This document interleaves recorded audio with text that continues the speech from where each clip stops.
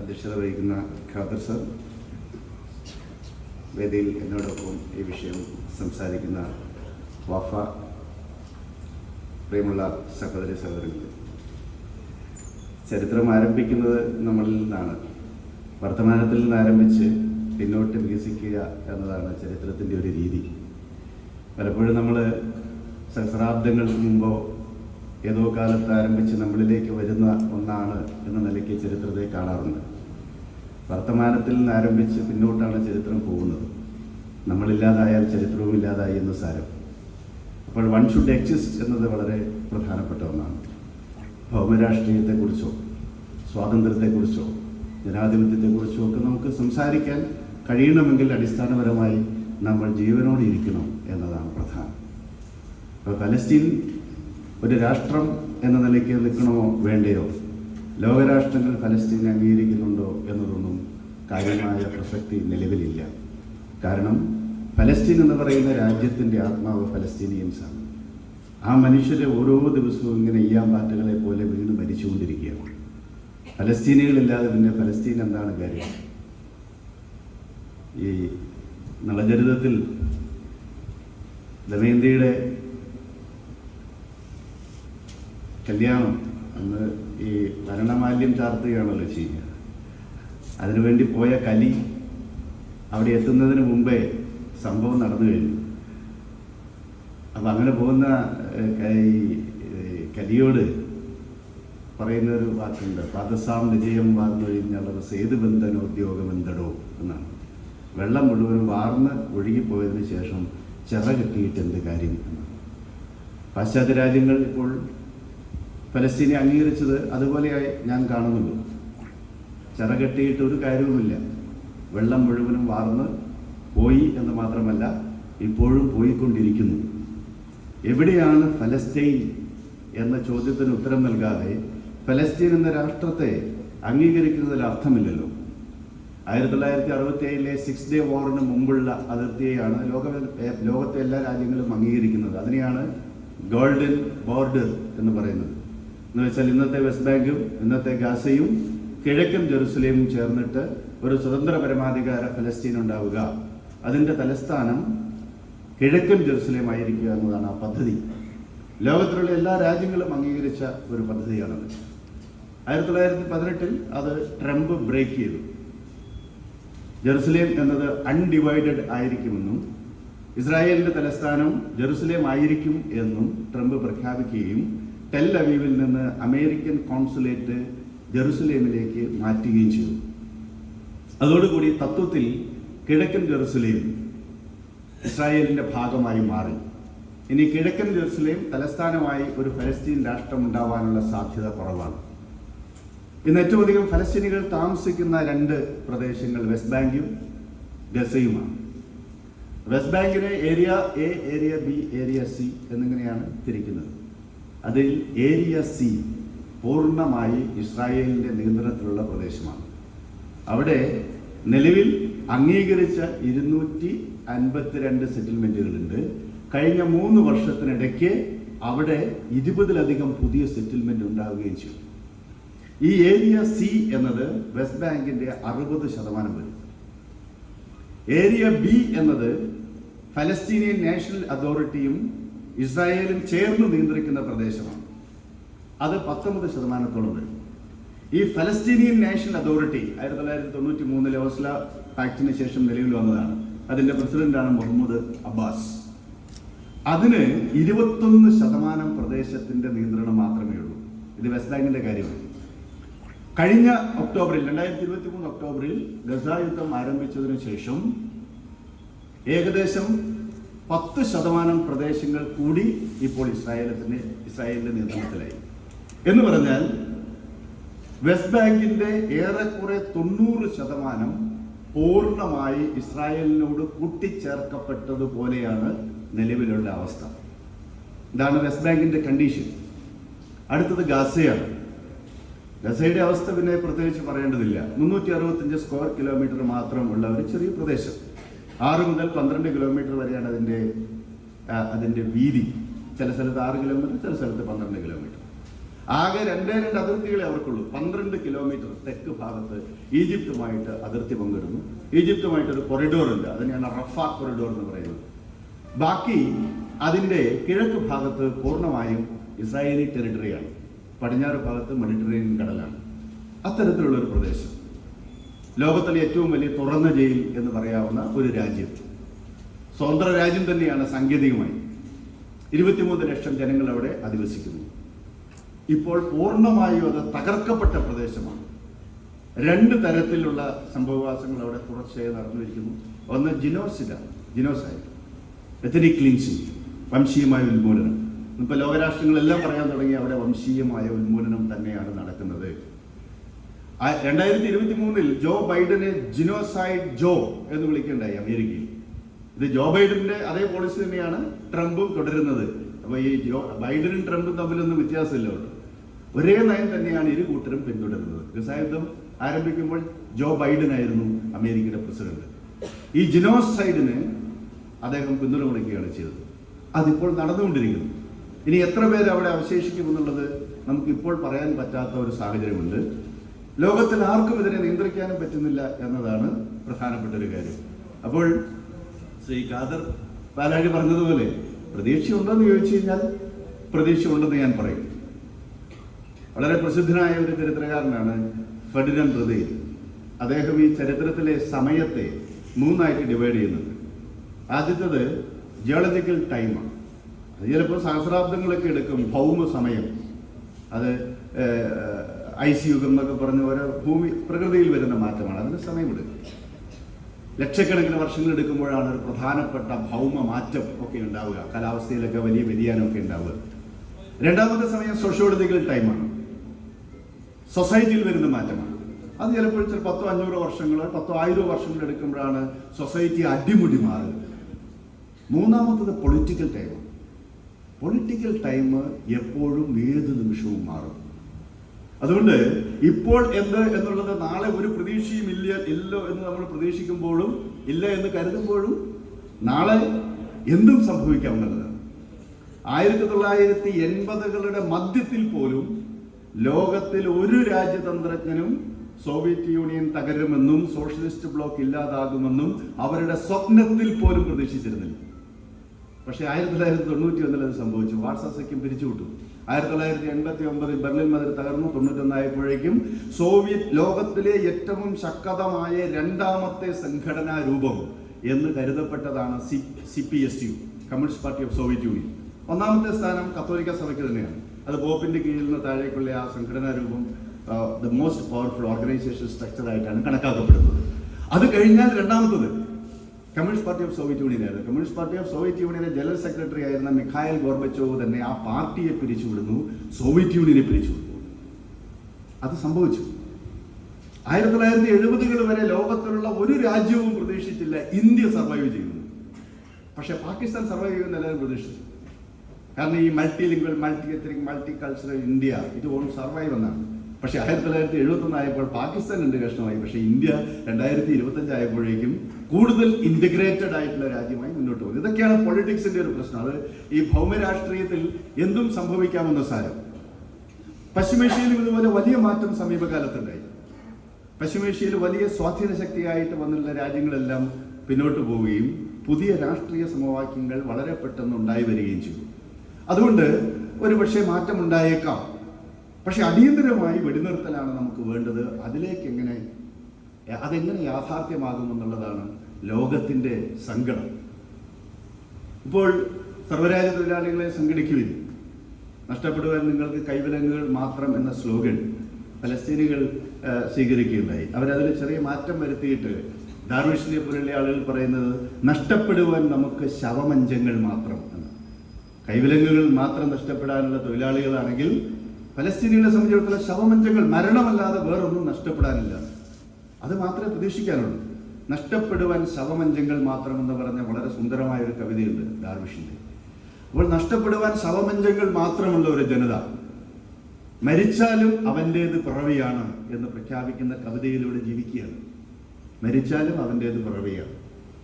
അപ്പോൾ സുനിശ്ചിതമായ മരണത്തെ മാത്രം മുന്നിൽ കാണുമ്പോഴും പോരാട്ടത്തിന്റെ അഗ്നിമുഖത്ത് ആ ജനത അണിനിരക്കുകയാണ്.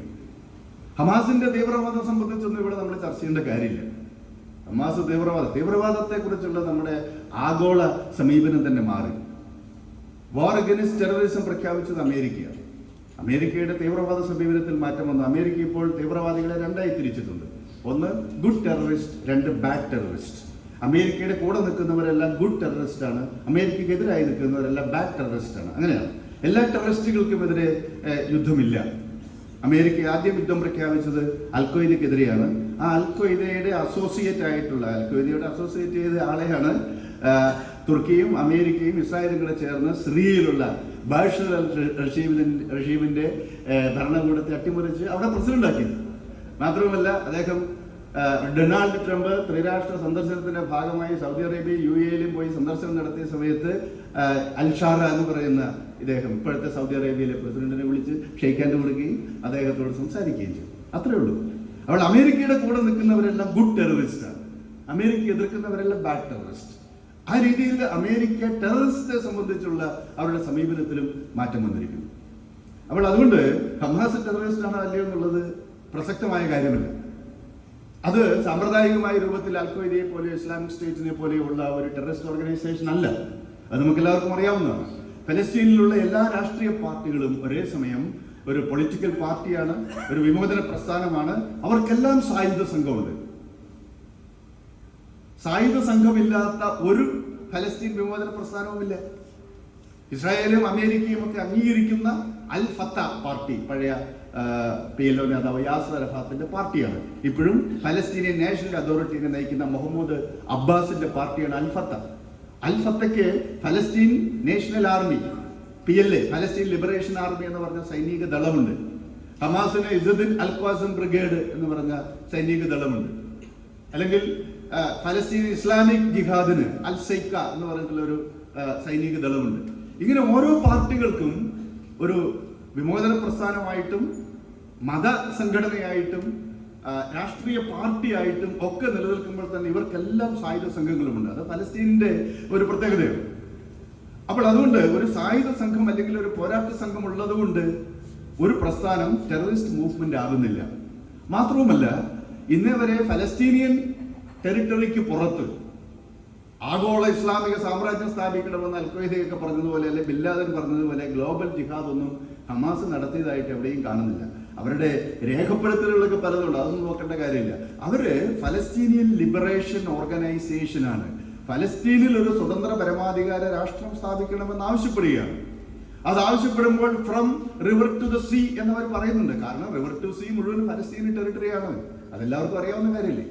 1917 ബൽഫോർ ഡിക്ലറേഷൻ നവംബർ 2 പുറപ്പെടുവിക്കുന്ന സമയത്ത് അവിടുത്തെ ടോട്ടൽ പോപ്പുലേഷന്റെ 92% അറബ് സ്പീക്കിംഗ് പോപ്പുലേഷനാണ്.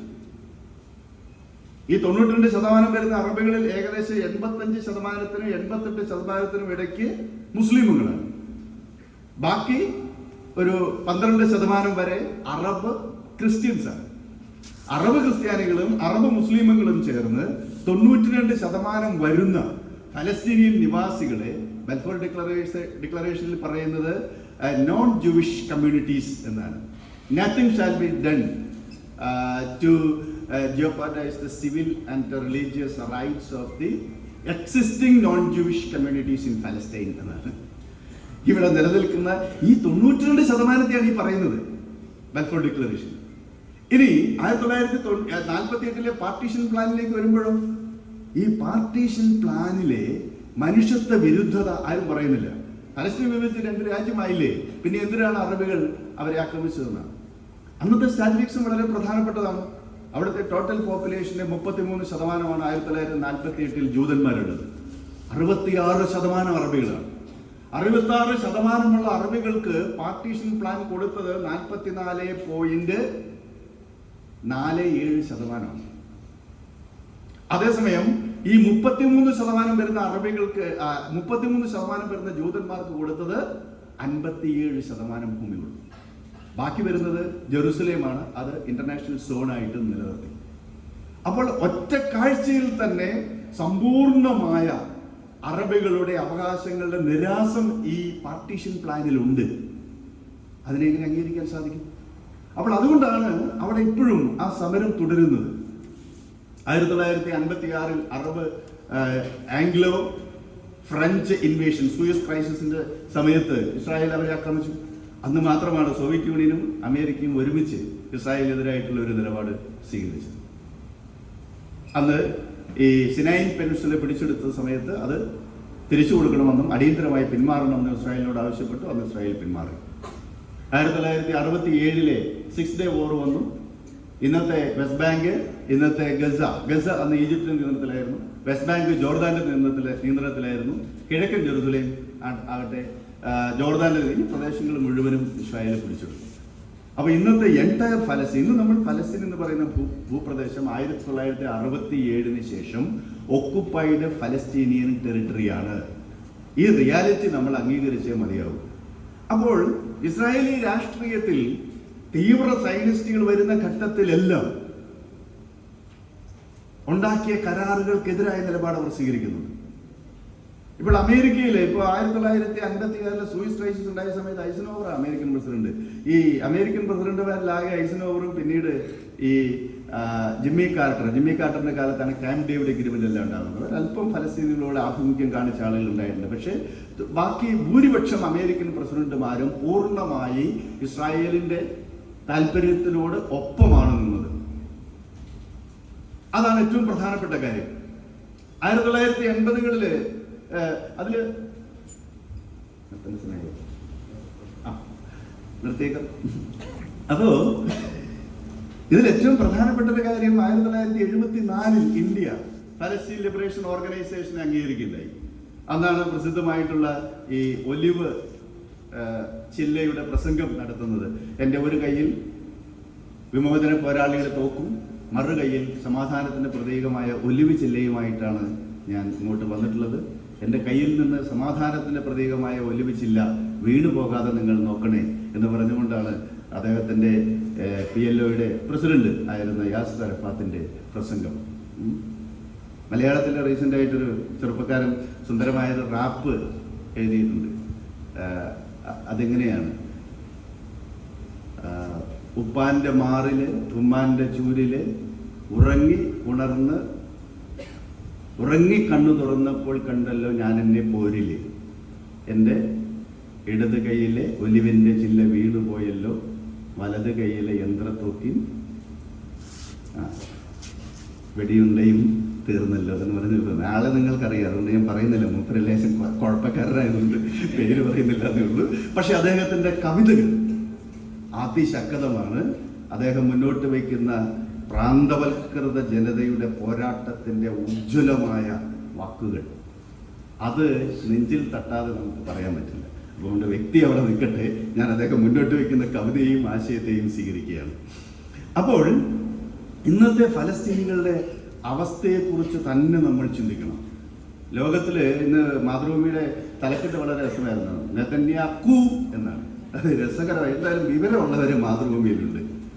നെതന്യാഹു മാറ്റിയിട്ട് കൂന്നാക്കി ഇന്നത്തെ മാതൃഭൂമിയുടെ ടൈറ്റിലാണ്. അപ്പോൾ ഒരു രാഷ്ട്രത്തിന്റെ തലവൻ യുണൈറ്റഡ് നേഷൻസിന്റെ ജനറൽ അസംബ്ലിയിൽ പ്രസംഗിക്കാൻ എഴുന്നേൽക്കുമ്പോൾ അതിൽ 100-ലധികം പ്രതിനിധികൾ കൂക്കി വിളിച്ച് ഇറങ്ങിപ്പോവാന്ന് പറയുന്ന ലോക ചരിത്രത്തിൽ ആദ്യമായിട്ടായിരിക്കും. കാരണം ഇത്രയും ഭീകരമായ ജിനോസൈഡ് അവിടെ നടക്കുന്നു എന്നതുകൊണ്ടാണ്. ഇതിനകം 65,000-ലധികം ആളുകൾ കൊല ചെയ്യപ്പെട്ടു. 1,67,000 ആളുകൾ മാരകമായി പരിക്കേറ്റവരാണ്. അവരൊന്നും അവിടെ അതിജീവിക്കാൻ സാധ്യതയില്ല. 7 മുതൽ 10 തവണ വരെ സ്ഥലമാറ്റത്തിന് വിധേയരായവരാണ് ആ പ്രദേശത്തെ ജനങ്ങൾ. അവർക്ക് പോകാൻ ഒരിടവുമില്ല. സുരക്ഷിതമായ ഒരു തരി മണ്ണ് പോലും ഗസയിലില്ല. ഇതാണ് അവിടുത്തെ വസ്തുത. ഒരു തരി മണ്ണ് പോലും അവിടെയില്ല. ഒരു ഭാഗത്ത് ജിനോസൈഡാണ് നടക്കുന്നതെങ്കിൽ സമാന്തരമായി ഇക്കോസൈഡ് നടക്കുന്നു എന്ന പ്രയോഗം കൂടി നമ്മൾ ശ്രദ്ധിക്കണം. എന്ന് വെച്ചാൽ ആ മണ്ണിൽ ഇനി ഒരു മനുഷ്യനും ജീവിക്കാൻ പറ്റില്ല. അതിന്റെ ജൈവഘടനയെ മാറ്റാൻ പറ്റുന്ന രീതിയിൽ ഡിപ്ലീറ്റഡ് യുറേനിയം അടക്കമുള്ള വസ്തുക്കൾ, മാരകമായ വിഷവസ്തുക്കൾ ചേർത്ത ബോംബിംഗാണ് നടക്കുന്നത്. അതുകൊണ്ട് അവിടുത്തെ ഭൂമിക്കടിയിലുള്ള വെള്ളം പോലും മലിനമാക്കപ്പെട്ടു. അവിടെയുള്ള ഒരു തുണ്ട് ഭൂമി ഇനി കൃഷി ചെയ്യാൻ പറ്റില്ല. അതുകൊണ്ടാണ് ഇനി ഇക്കോസൈഡ് എന്ന് പറയുന്നത്. മനുഷ്യരെ എങ്ങനെ കൊന്നൊടുക്കുന്നു അതുപോലെ അവിടുത്തെ പ്രകൃതിയെയും മൂഷരമാക്കിയിരിക്കുന്നു. ഇത്തരത്തിൽ കണ്ടിന്യൂസ് ആയിട്ടുള്ള കാർപ്പറ്റ് ബോംബിംഗ് മണ്ണിന് മുകളിൽ നിൽക്കുന്ന സകല നിർമ്മിതികളെയും തകർത്തെറിഞ്ഞുകൊണ്ട് ഇത്തരം ഒരു യുദ്ധം ലോക ചരിത്രത്തിൽ എവിടെയും നടന്നിട്ടില്ല. ഒരു കാരണവശാലെയും യുദ്ധം എന്ന വാക്കിൽ ഉപയോഗിക്കാനും പറ്റില്ല. ഒരു രാജ്യത്തിന്റെ സൈന്യം മറ്റൊരു രാജ്യത്തിന്റെ സൈന്യത്തിന് നേരെ മുഖാമുഖം അണിനിരക്കുമ്പോഴാണ് നമ്മൾ യുദ്ധം എന്നുള്ള വാക്ക് ഉപയോഗിക്കുക. അവർ തമ്മിലൊരു പോരാട്ടം നടക്കുമ്പോൾ ചിലത് വാർ എന്ന് പറയും, ചിലത് ബാറ്റിൽ, ചില സ്കിർമിഷസ് എന്തും ഉപയോഗിക്കാം. പക്ഷേ അത് രണ്ട് രാജ്യത്തിലെ സൈന്യങ്ങൾ തമ്മിൽ മുഖാമുഖം നിൽക്കുമ്പോഴാണ്. ഇവിടെ ഹമാസിനെതിരെ ഓപ്പറേഷൻ നടന്നു പറഞ്ഞു. എവിടെയാണ് ഹമാസ്? ആർക്കും അറിയില്ല. ഇതുവരെ ഉള്ള കണക്ക് പ്രകാരം കൊല ചെയ്യപ്പെട്ടതിൽ 85% സിവിലിയൻസ് ആണ്. അതിൽ തന്നെ മഹാഭൂരിപക്ഷം സ്ത്രീകളും കുട്ടികളുമാണ്.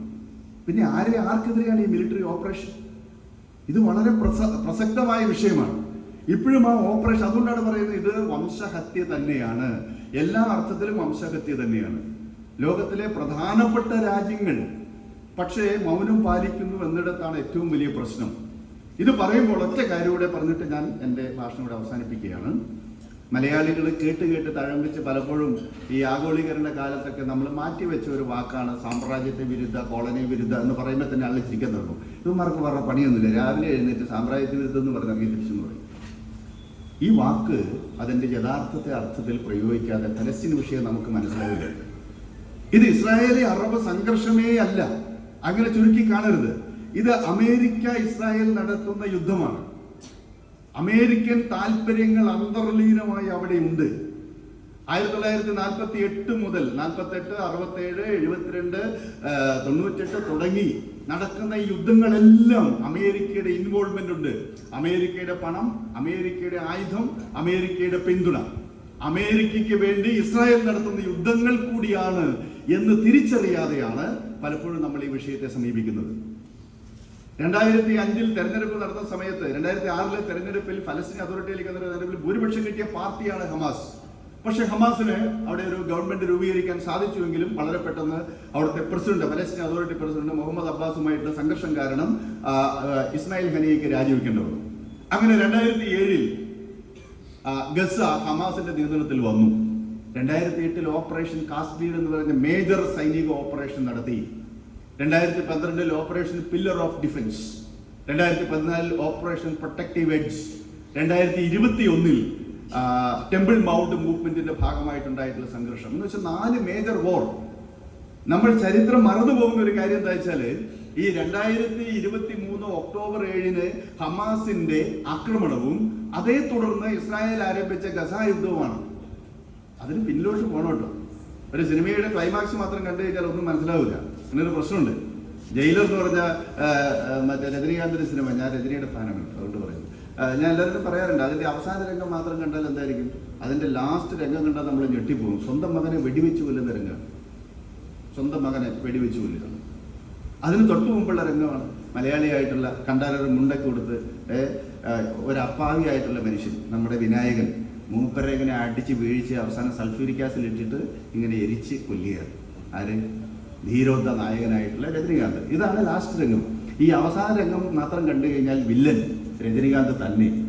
ഒരു മനുഷ്യനും അംഗീകരിക്കാൻ പറ്റില്ല ഇദ്ദേഹം ചെയ്യുന്ന ഈ പ്രവൃത്തി. പക്ഷെ സിനിമയുടെ ആദ്യം മുതൽ കണ്ടു കഴിഞ്ഞാൽ അഭിപ്രായം മാറും. അതുകൊണ്ട് ഈ 2023 ഒക്ടോബർ 7 ഹമാസിന്റെ ആക്രമണത്തിൽ തുടങ്ങിയാണ് നിങ്ങൾ വായിച്ചു തുടങ്ങുന്നതെങ്കിൽ തെറ്റും. ഹമാസ് ഇസ്രായേലി സംഘർഷത്തെ നിങ്ങൾ 2008 തുടങ്ങിയ ഇസ്രായേലിന്റെ ഏകപക്ഷീയമായ അതിർത്തി കടന്നുള്ള ആക്രമണ പരമ്പരയുടെ അവസാനത്തെ പ്രതിരോധത്തിന്റെ ഒരു പ്രശ്നമായി ഒക്ടോബർ 7 ആക്രമണത്തെ കാണാം. അതാണ് ഹിസ്റ്റോറിക്കലി ശരിയായ സമീപനം. അതങ്ങനെ കാണുമ്പോൾ നമ്മുടെ അഭിപ്രായം മാറും. അപ്പോഴാണ് ഈ സംഘർഷത്തിന് ഒരു ഹിസ്റ്റോറിക്കലായിട്ടുള്ള ബാക്ക്ഗ്രൗണ്ട് ഉണ്ട്, അതൊരു തുടർച്ചയാണ്. അത് ചെയ്യാതെ ആ ജനതയ്ക്ക് മുന്നോട്ട് പോകാൻ പറ്റില്ല.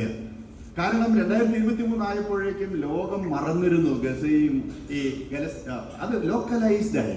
ആ സംഘർഷം ലോകത്തിന്റെ ശ്രദ്ധയിൽ വരുന്നില്ല, ലോക്കലൈസ്ഡ് ആണ്. പക്ഷേ ഒക്ടോബർ 7 അതിനെ റീജിയണലൈസ് ചെയ്യാൻ ഹമാസിന് സാധിച്ചു. ഒരിക്കൽ കൂടി ഫലസ്തീനിയൻ ജനതയെക്കുറിച്ച് ലോകമെമ്പാടും ചർച്ച ചെയ്യുന്നു എന്നുള്ളത് വളരെ പ്രധാനപ്പെട്ട കാര്യമാണ്. അപ്പോൾ ഒരു ചർച്ചയുമില്ലാതെ ഇസ്രായേൽ നിരന്തരമായി അധിനിവേശം നടത്തുകയും ആളുകളെ കൊന്നുകൊണ്ടുവരുന്നു എന്നത് വാസ്തവമാണ്. അതൊരു ലോക്കൽ സ്കിർമിഷസ് മാത്രമായിട്ട് ലോകം കണ്ടിരുന്ന ഒരു കാലം. അതിനപ്പുറത്തേക്ക് വീണ്ടും ലോകത്തിന്റെ ചർച്ചാ ടേബിളിലേക്ക്, സമാധാന ചർച്ചകളിലേക്ക് ഫലസ്തീൻ വിഷയത്തെ കൊണ്ടുവരുവാൻ ഹമാസിന്റെ ആക്രമണത്തിന് കഴിഞ്ഞു. അതേ തുടർന്ന് ഇപ്പൊ ഹമ്മുറാബി കോഡിൽ പറയുന്നത് പോലും കണ്ണിന് പകരം കണ്ണ് എന്നാണ്. ഒരു കണ്ണ് നിങ്ങൾ പൊട്ടിച്ചാൽ ആ കണ്ണ് നിങ്ങൾക്ക് എടുക്കാം, ഒരു കൈ നിങ്ങൾ പൊട്ടിച്ചാൽ നിങ്ങൾക്ക് മറ്റേ കൈ പൊട്ടിക്കാം, അത്രേ ഉള്ളൂ. ഒരു കണ്ണിന് പകരം 2 കണ്ണെടുക്കാൻ ഹമ്മുറാബി പറഞ്ഞിട്ടില്ല. ക്രൂരമായ നിയമം എന്ന് പറയുന്ന, ആധുനികമല്ല അപരിഷ്കൃതമായ നിയമം എന്ന് പറയുന്ന ഹമ്മുറാബി കോഡിൽ പോലും കണ്ണിന് പകരം കണ്ണെന്നേ പറയുന്നുള്ളൂ.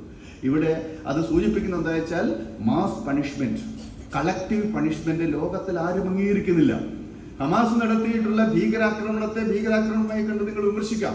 1200 ആളുകൾ കൊലയപ്പെടുന്നു. ഞാൻ വിക്കിപീഡിയ പറയുന്ന 1195 ആളുകൾ കൊല ചെയ്യപ്പെടുകയും 251 ആളുകളെ ബന്ദികളായി കൊണ്ടുപോവുകയും ചെയ്തു. 251 ആളുകളിൽ ഇപ്പോൾ 51 ആളുകളാണ് ഇപ്പോൾ ഹമാസിന്റെ നിയന്ത്രണത്തിലുള്ളത്. അതിൽ 29 ആളുകൾ ജീവനോടെ ഉണ്ടെന്നും ബാക്കി ആളുകൾ മരിച്ചുവെന്നും അവരുടെ ശവശരീരം ഹമാസിന്റെ കയ്യിലുണ്ട്. അതാണ് IDF തന്നെ പുറത്തുവിട്ട ഏറ്റവും ലേറ്റസ്റ്റ് ആയിട്ടുള്ള വിവരം. നിങ്ങൾക്ക് ഗൂഗിൾ ചെയ്ത് നോക്കാം. അപ്പോൾ ഈ 51 ആളുകളാണ് ഇന്നിപ്പോൾ ഹമാസിന്റെ കയ്യിലുള്ളത്. അപ്പൊ ഇതാണ് 2023 ഒക്ടോബർ 7 ഭീകരാക്രമണത്തിന്റെ അല്ലെങ്കിൽ ഹമാസിന്റെ ആക്രമണത്തിന്റെ ഏത് വാക്കും ഉപയോഗിക്കാം, കുഴപ്പമില്ല, അതിന് വിമർശിക്കാം. പക്ഷെ അതിന് പേരിൽ 23 ലക്ഷം വരുന്ന ഗാസ നിവാസികളെ കളക്റ്റീവ് പണിഷ്മെന്റിന് വിധേയമാക്കുക എന്നത് അസാധ്യമായ കാര്യമാണ്. ആർക്കും അത് ചെയ്യാൻ സാധിക്കില്ല. പക്ഷെ അത് നടക്കുന്നു. അതിനെതിരെ ആരും ഒന്നും പ്രതികരിക്കുന്നില്ല. ഇവിടെ 2 നീതിയുണ്ട്. അക്രമകാരിയാണ് റഷ്യ എന്ന കാര്യത്തിൽ സംശയമില്ല. 2022 ഫെബ്രുവരി 24 അവർ ഉക്രൈനെ ആക്രമിച്ചു. അമേരിക്ക അടക്കമുള്ള പാശ്ചാത്യ ശക്തികൾ ലോകത്തിൽ ചെയ്യാൻ പറ്റുന്നതിന്റെ പരമാവധി ഉപരോധമാണ് റഷ്യക്കെതിരെ ചുമത്തിയത്. ഇസ്രായേലിനെതിരെ ഏതെങ്കിലും രാജ്യം എന്തെങ്കിലും ഉപരോധം ഏർപ്പെടുത്തിയതായിട്ട് നിങ്ങൾക്കറിയാമോ? ലോകത്തിൽ ഏതെങ്കിലും രാജ്യം? ഇപ്പോൾ ഗസയെ, ഫലസ്തീൻ എന്ന രാഷ്ട്രത്തെ അംഗീകരിച്ച ഫ്രാൻസും ബ്രിട്ടനും ഓസ്ട്രേലിയയും ഇതിനു മുമ്പ് അംഗീകരിച്ച പോർച്ചുഗലും സ്പെയിൻ അടക്കമുള്ള രാജ്യങ്ങൾ, ഏതെങ്കിലും രാജ്യങ്ങൾ ഇസ്രായേലുമായിട്ടുള്ള ഏതെങ്കിലും കച്ചവട ബന്ധം കുറച്ചതായിട്ട് പറയാമോ? ചൈന കുറച്ചിട്ടില്ല, റഷ്യ കുറച്ചിട്ടില്ല, ഇന്ത്യ കുറച്ചു.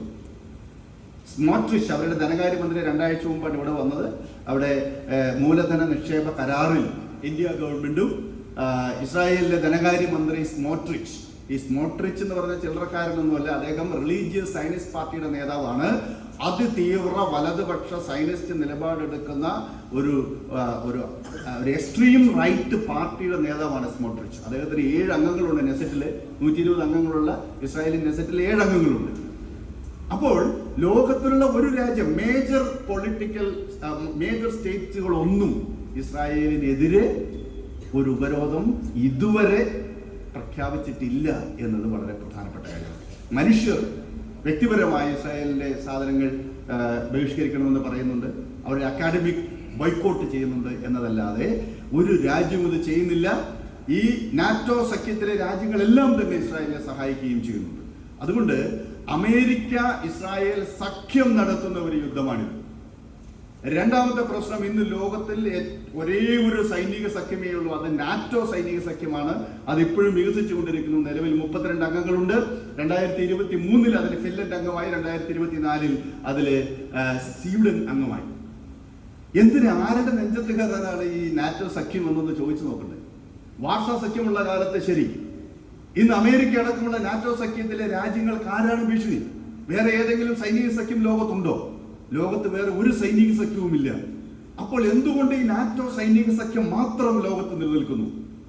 ആരെ പീഡിപ്പിക്കാനാണ്, ആരെ തകർക്കാനാണ്, ആരെ കൊല്ലാനാണ് ഇങ്ങനെ ഒരു സൈനിക സഖ്യം? അപ്പോൾ ഈ നാറ്റോ സൈനിക സഖ്യത്തിന്റെ പിന്തുണ, അമേരിക്കയുടെ സർവാത്മനായിട്ടുള്ള പിന്തുണ, അമേരിക്കൻ പിന്തുണയിൽ ഇസ്രായേൽ നടത്തുന്ന വംശഹത്യയാണ്. അതുകൊണ്ട് അമേരിക്ക മുന്നോട്ട് വയ്ക്കുന്ന സാമ്രാജ്യത്വത്തെ വിമർശിച്ചുകൊണ്ടല്ലാതെ ഈ ഫലസ്തീൻ വിഷയത്തെ നമുക്ക് സമീപിക്കാൻ സാധിക്കില്ല. അവിടെ മാഖ എന്ന് പറയുന്ന പ്രസ്ഥാനം അമേരിക്കയുടെ സാമ്രാജ്യത്വ മോഹങ്ങളെ ഒരിക്കൽ കൂടി പുനരവതരിപ്പിക്കാനുള്ള പദ്ധതിയാണ്. മേക്ക് അമേരിക്ക ഗ്രേറ്റ് എഗെയിൻ, മാഗ പ്രസ്ഥാനമാണ് ഇപ്പൊ ട്രംപ് മുന്നോട്ട് കൊണ്ടുപോകുന്നത്. ലോകത്തിൽ വൻശക്തി രാഷ്ട്രം എന്ന നിലയിൽ പിന്നോട്ട് പോയ അമേരിക്കയെ ഒരിക്കൽ കൂടി അമേരിക്കയെ ഒരു ഹെജിമൺ ആയിട്ട്, ഒരു സാമ്രാജ്യത്വ ശക്തിയായിട്ട്, ലോകം മുഴുവൻ നിയന്ത്രിക്കുന്ന ലോക പോലീസായിട്ട് വീണ്ടും വാഴിക്കാനുള്ള ഒരു നയസമീപനമാണ് ട്രംപ് മുന്നോട്ട് വയ്ക്കുന്നത്. അതിൻ്റെ ഏറ്റവും ഭീതിതമായ ഒരു യുദ്ധഭൂമിയാണ് പലസ്തീനിൽ കാണുന്നത്. വെസ്റ്റ് ഏഷ്യയുടെ ഭൗമരാഷ്ട്രീയത്തെ മുഴുവൻ മാറ്റി വരച്ചുകൊണ്ട് അമേരിക്കയുടെ സാമ്രാജ്യത്വ അധിനിവേശം സമ്പൂർണ്ണമാക്കാനും അതിനുശേഷം അതിൻ്റെ ചുമതല ഇസ്രായേലിന് നൽകാനുമുള്ള ഒരു ബൃഹത് പദ്ധതിയുടെ ഭാഗമാണ്. ഇതിനകം 7 രാജ്യങ്ങൾ ഇസ്രായേൽ ആക്രമിക്കപ്പെട്ടിരിക്കുന്നു. പശ്ചിമേഷ്യയുടെ ശാക്തിക ബലാബലം തന്നെ മാറി മറിഞ്ഞിരിക്കുന്നു. ഇത് അമേരിക്കയുടെ ഹെജിമോണിക് തന്ത്രങ്ങളുടെ, അതിൻ്റെ അതീശത്വ തന്ത്രങ്ങളുടെ ഭാഗമാണ്. അതല്ലാതെ ഇതൊരു ലോക്കലൈസ്ഡ് കോൺഫ്ലിക്റ്റ് അല്ല. ഹമാസും ഇസ്രായേലും IDF തമ്മിലുള്ള ഒരു ലോക്കലൈസ്ഡ് കോൺഫ്ലിക്റ്റ് അല്ല.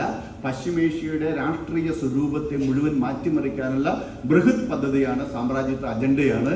ഈ ദിശയിൽ ഈ വിഷയത്തെ നമുക്ക് കാണണം. അതിൽ ഇന്ത്യക്കും വളരെ പ്രധാനപ്പെട്ട ഒരു റോളുണ്ട്. അത് ഒരുപക്ഷെ ചർച്ചയുടെ ഭാഗമായി നമുക്ക് ഡിസ്കസ് ചെയ്യാം. എല്ലാവർക്കും നന്ദി.